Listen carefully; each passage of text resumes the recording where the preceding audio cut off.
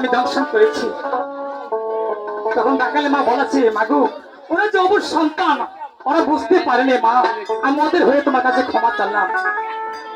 তখন আর কি কথা বলেছে, না আমি ক্ষমা করে দেবো না, আমি ক্ষমা করতে পারি একটি শর্তে। রাখালে বলেছে, মাগো কি সত্য, তুমি আমার কাছে খুলে বলো।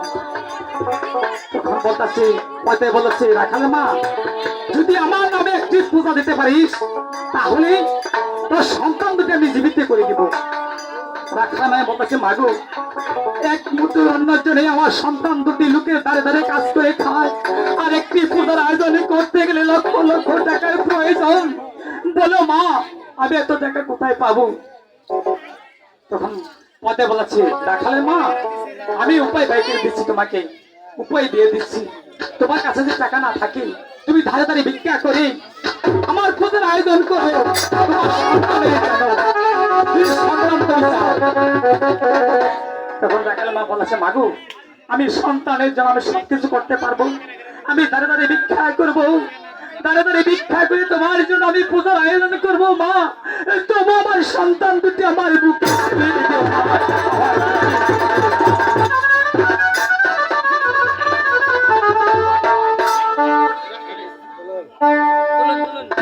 হাই গো ভিক্ষা দে গো মা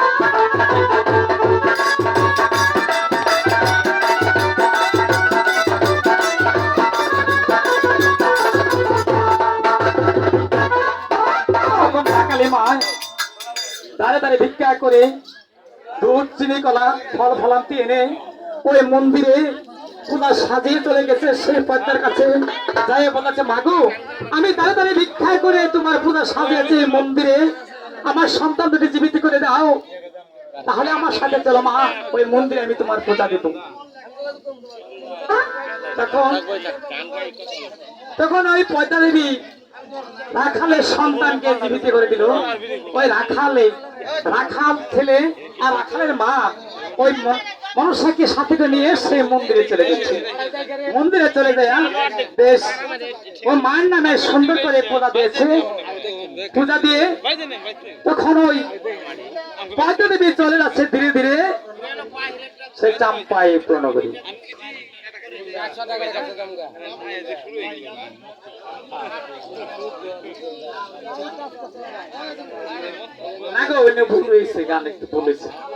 যখন নাকি পূজা দিয়ে সেই কৈলাসনগর যাত্রা করেছি শিবে আমার ঘোড়া ধরে এসে তখন পয়দাকে নিয়ে যেতেছে সেই কৈলাসনগরে যখন শিবের বাড়ির কাছাকাছি তিনি গিয়েছে শিব মনে মনে ভাবতেছে আজকে যদি এই কন্যা আমি বাড়িতে নিয়ে যাই যদি পার্বতী থেকে ও তো বাঁচাবে না তাই কন্যাটা একটা ফুল বানিয়ে নিয়ে যাবো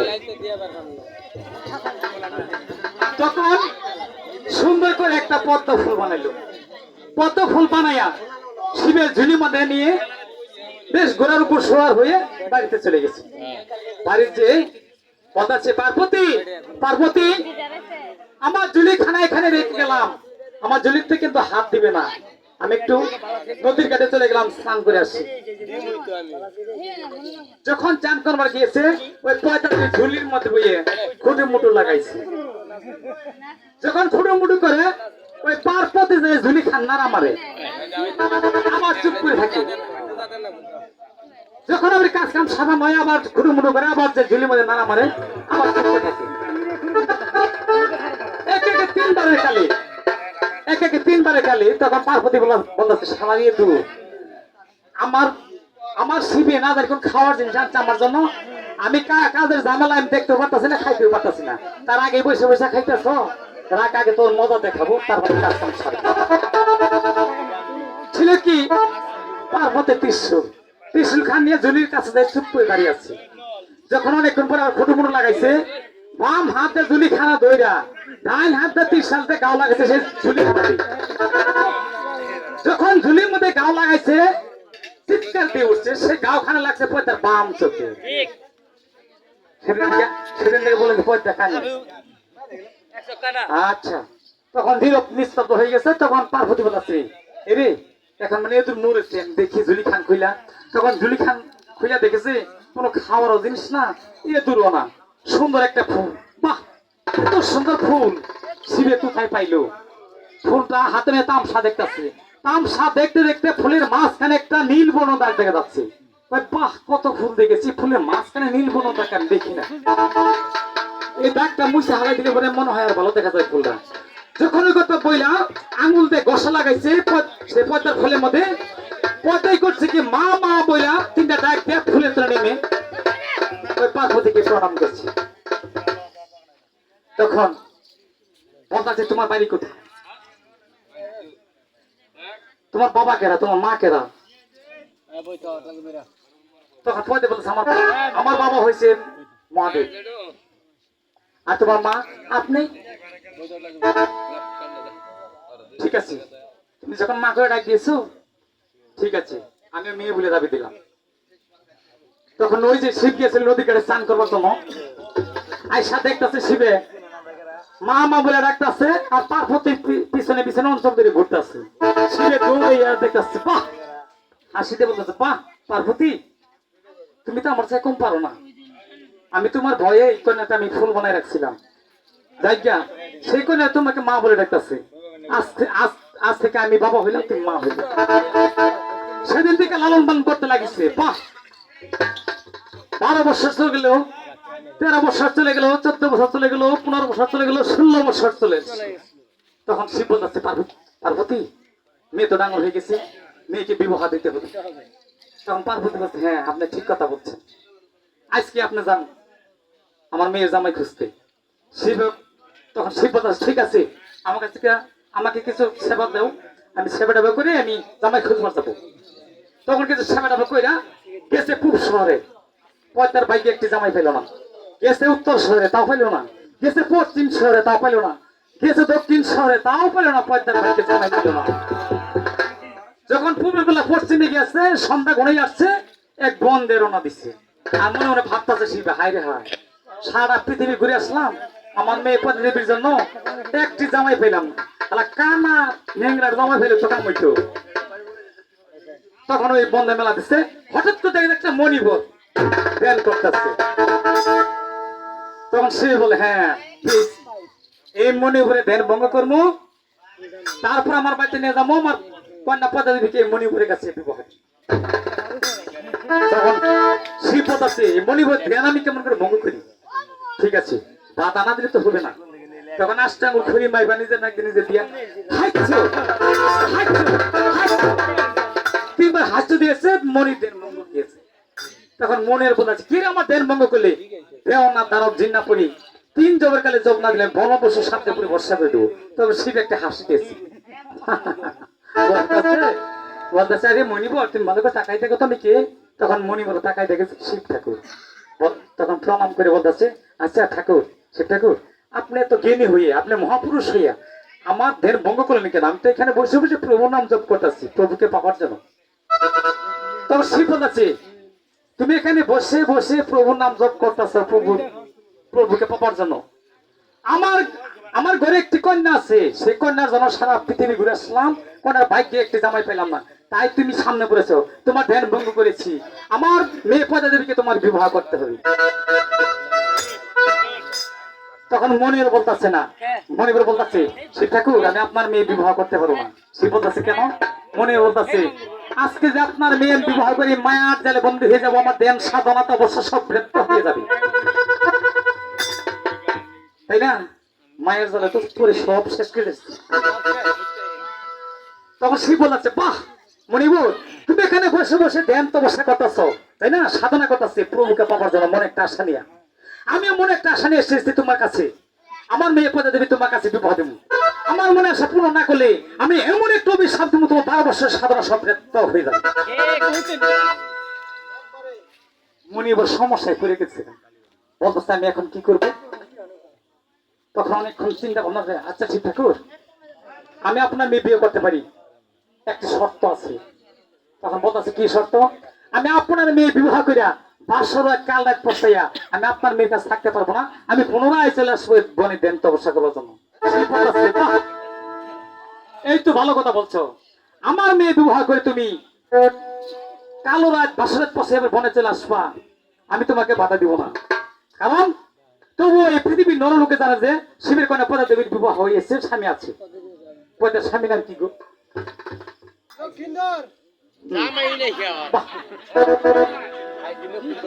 প্রথম ভাবে কইছে লক্ষিন্দর।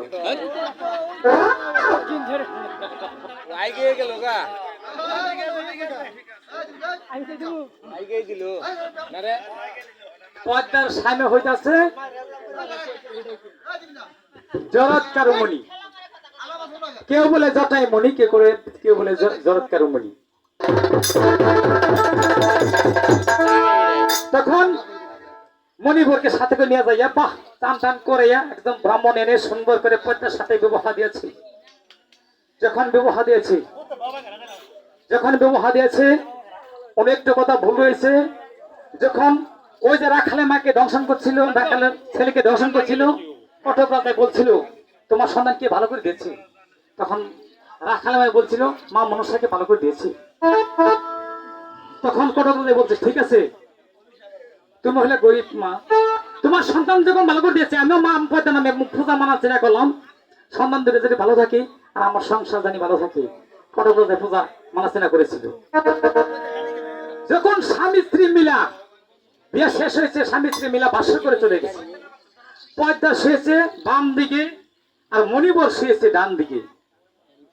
যখন ডান দিকে শুয়েছে ওই যে কটক রাজায় পূজা মানা চেনা করছিল, পূজার আশেপাশে ঢঙ্কায় বাড়ি দিচ্ছে, পদ্মার কেনা উঠতেছে।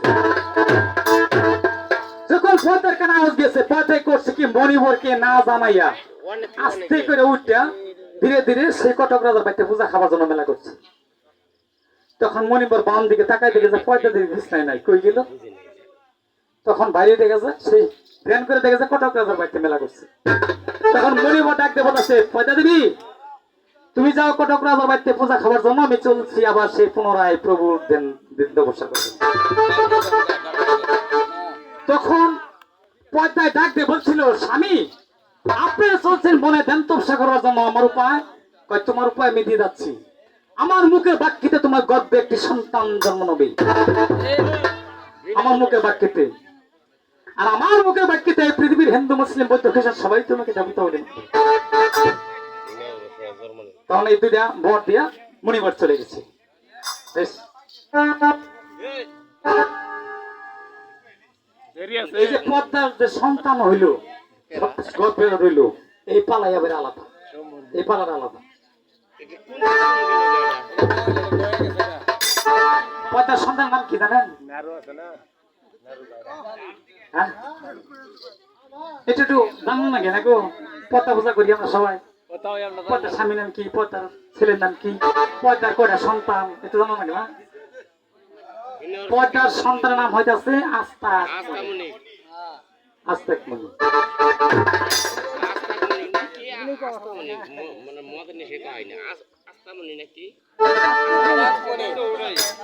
পদ্মার 8টা সন্তানের মা।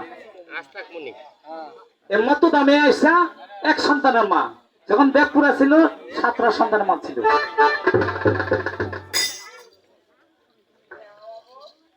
গান আমি বেশি গাবো না, এটার পর আরেকটা পালা গান গাবো।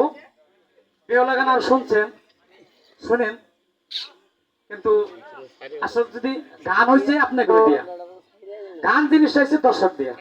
দর্শক যদি আমি খারাপ গাই আর ভালো গাই, দর্শক যদি শুনি তাহলে শিল্পীর মনে হয় একটু ফুর্তি লাগে, তাই না?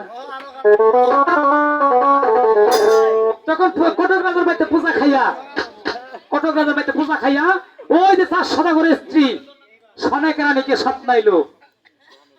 পদ্মা দেবী, সনেকা এই পৃথিবীর সবাই আমাকে পূজা দিচ্ছে, সবাই আমাকে দেবতা বলে মানছে, তুমি তো পর্যন্ত পূজা দিলে না, তোমার স্বামী পূজা দিল না, আমাকে যদি একটি পূজা দাও তোমার সংসারে মঙ্গল হবে। এই স্বপ্ন দেখা 4 সদাগরের স্ত্রী, এই স্বপ্ন দেখা 4 সদাগরে বলতেছে, স্বামী আমি একটি ঘুমের স্বপ্ন দেখেছি আজকে। তখন বলতেছে, কি স্বপ্ন? আমি স্বপ্ন দেখেছি ঘুমের করে পদ্মা নামে একটা দেবতা আছে, মনসা নামে একটা দেবতা আছে, তাকে নাকি সবাই পূজা দেয়, পূজা আমি আর আপনার দিলে, তাকে পূজা দিলে আমার সংসারে মঙ্গল হবে।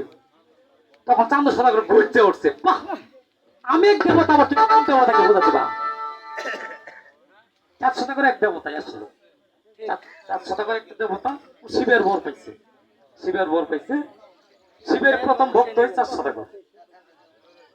তখন বলতেছে, ঠিক আছে আমাকে যে দেবতায় স্বপ্নাইছে, সনেকা বলতেছে ওই দেবতার যে পূজা খাইতে না আসে, আপনি তো আমার স্বামী দেবতা, আপনি তো আমার কাছে বড়, সব দেবতা তো নাম নেই আমার বড়, স্বামী দেবতা, আপনার পূজার আয়োজন আমার কুলে বসে আপনাকে খাওয়াবো। তবু দেখি কোন দেবতায় আমাকে স্বপ্নে আদেশ করেছে, দেখি সত্য না মিথ্যা। তখন সনেকা রানী পূজার আসন সাজাইয়া আসনে বৈশা মন্ত্র পাঠ করতেছে। পয়দা দেবী ধীরে ধীরে সেই 4 সদাগর বাড়িতে মেলা দিচ্ছে। আর 4 সদাগর হেমতালি ঘুরে না নিয়ে বাড়ি চতুর্পাশে পাহারাতে আছে, যে কোন দেবতা পূজা খাইতে আছে। আর এক দেবতা, আর কোন দেবতা আমার পূজা, আমার বাড়িতে পূজা খাওয়া যাবো, আমার স্ত্রী পূজা দিবি। পাহারাতে আছে, যখন গেটে ঢুকবা নিছে তখন সামনে দাঁড়ায়, এই তুমি কয়ে যাও? কই কেন? সনেকা রানী আমাকে পূজায় বই ডাকছে, আমি পূজা খাবার জন্য করছি, তোমার বাড়ি কোথায়?